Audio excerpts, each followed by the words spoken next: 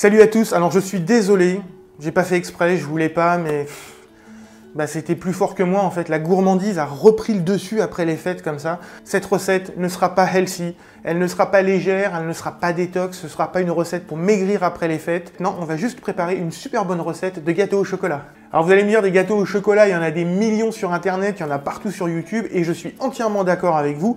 Sauf que cette recette, elle est un petit peu particulière pour deux raisons. La première, parce que c'est une recette de Pierre Hermé, donc le célèbre pâtissier que l'on ne présente plus. Et la seconde raison, tout simplement parce que c'est la recette que j'ai le plus fait l'année dernière, en 2018. Ce gâteau au chocolat, j'ai dû le faire environ une trentaine de fois. Je peux vous dire qu'il est inratable quand vous avez des amis qui débarquent, quand vous faites un anniversaire, quand les enfants veulent un gâteau le mercredi, voilà. Hyper facile, hyper simple, 4 ingrédients uniquement. Donc les ingrédients, 200 g de beurre, 200 g de chocolat, 110 g de sucre et 70 g de farine.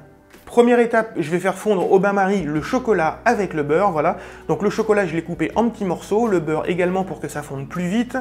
Et dans mon bain-marie, avec la maryse, voilà, pour pas violenter le chocolat, j'y vais tranquillement, je fais fondre le tout. Et une fois que tout est fondu, je le mets de côté, je le laisse revenir à température ambiante. Et pendant ce temps-là, je m'occupe de mes œufs et de mon sucre. Donc les œufs, je vais les verser dans le bol du batteur.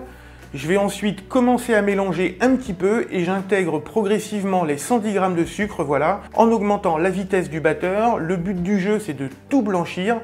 Il faut que ça change de couleur, il faut que ça prenne du volume, il faut que ce soit en fait hyper mousseux. Une fois que mes œufs sont bien mousseux comme ça et que mon chocolat et mon beurre de l'autre côté sont revenus à température ambiante, je vais pouvoir incorporer les œufs battus au sucre dans le chocolat. Alors j'y vais à la maryse en soulevant la masse, voilà, pour essayer de donner un maximum d'air.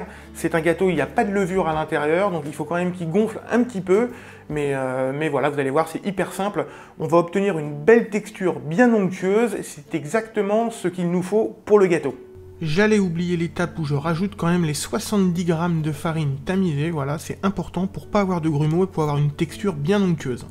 Je vais ensuite chemiser mon moule, c'est-à-dire que je vais mettre du beurre au fond comme ça, je vais l'étaler, je vais prendre un petit peu de beurre sur du sopalin pour pas me salir les doigts, je vais en mettre un petit peu partout sur le moule, un petit peu de farine également, voilà, je tapote au-dessus de l'évier pour pas mettre de farine partout, hein. Le but du jeu, c'est pas de mettre la panique, la pagaille dans toute la cuisine, parce que ça viendra quoi qu'il arrive de toute façon. Je verse ma préparation dans le moule et j'enfourne pour 25 minutes à 180 degrés. Voilà, une fois que mon gâteau est cuit, j'ai plus qu'à le démouler, donc à le retourner et à le démouler, ou alors à passer la lame d'un couteau juste en dessous s'il accroche un petit peu.